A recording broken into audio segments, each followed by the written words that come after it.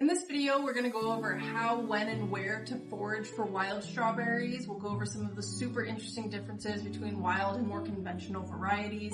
I'm going to can one little teeny tiny jar of wild strawberries, and then I'm going to tell you how to enter a really fun giveaway to win some canning supplies for yourself. Let's get started.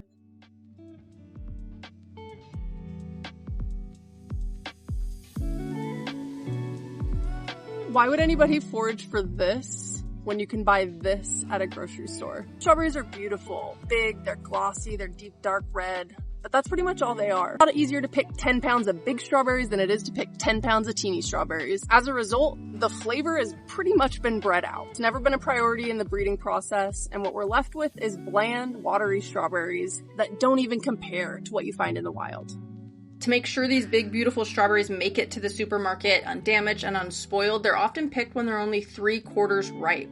And unfortunately, strawberries don't continue to ripen after they've been picked, which results in a berry at the supermarket that has lower vitamin C, less cortisone, and 40% less anthocyanins, which are antioxidants. A lot of those benefits can be reclaimed if you're buying from farmers markets or you're buying something that's grown locally, or if you're growing them yourself, but we're gonna find some in the wild. You can find wild strawberries flowering in late spring and then beginning to fruit in early summer. Find these on forest edges, in clearings, in terrain like this where there's trees and sunlight and open space. Luckily for foragers, I think that wild strawberries are super easy to identify. They look really similar to what you'd grow in your garden. You've got the set of 3 leaves, you've got the little hanging red berry, and then those pinkish runners that spread, and that's how the plant propagates itself.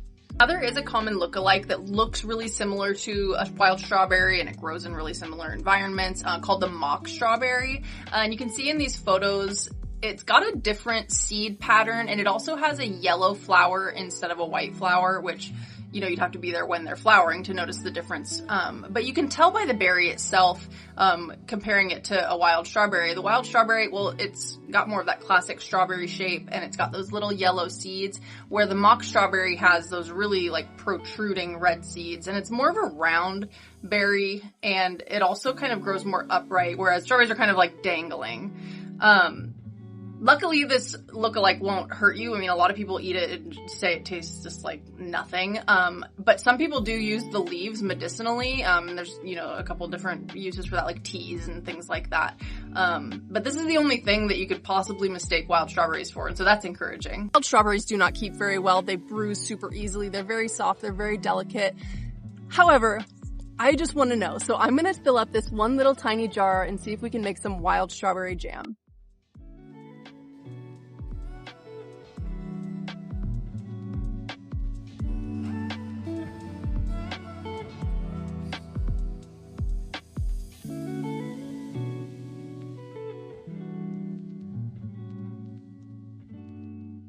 This is admittedly a very silly way to make jam.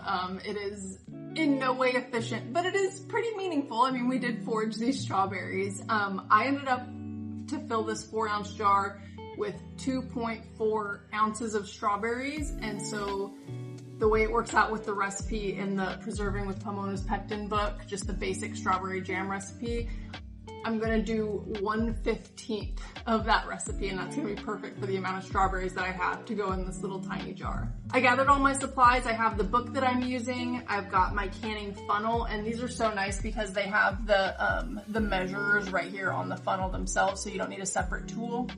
Got my berries, of course. My Pomona's Pectin. I'm gonna mix up some calcium water and use this pectin. My 4-ounce jar, sterilized, my sterilized lid and ring, and then my jar lifter. Pomona's Pectin, and that's also what this book features, because it's not like traditional pectin in that it doesn't rely on a high amount of sugar to set. It relies on calcium water, which you make with what's included in this box. So you can really adjust the sweetness of your recipes, and you can use things like agave or honey or sugar or any alternatives like that. It just gives you more flexibility with the amount of sugar in your recipes, and I think that's really great. Especially when you're using something like this, that the sweetness just does not compare to like what a lot of canning recipes calling for strawberries, you know, are expecting.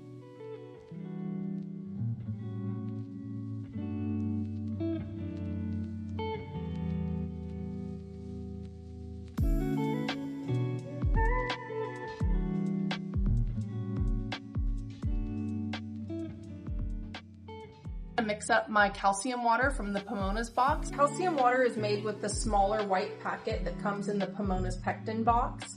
And I'm going to make more than I'm going to use for this recipe, but it stores for months and months in the fridge. So I'm just gonna keep it in a little canning jar.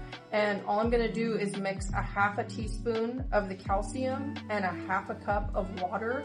I'm just gonna shake that up and get it all incorporated and dissolved really well.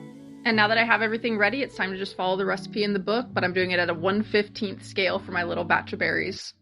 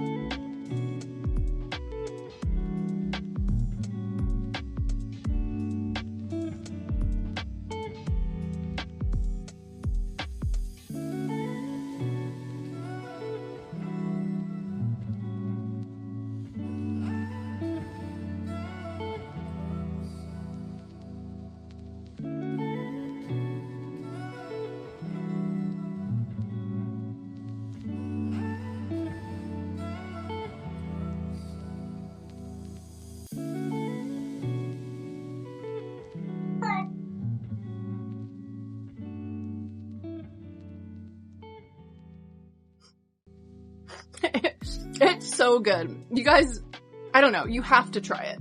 It's unlike anything you've had before. The texture is awesome because it's got the teeny tiny little seeds. It's such a beautiful color. It is so worth the effort.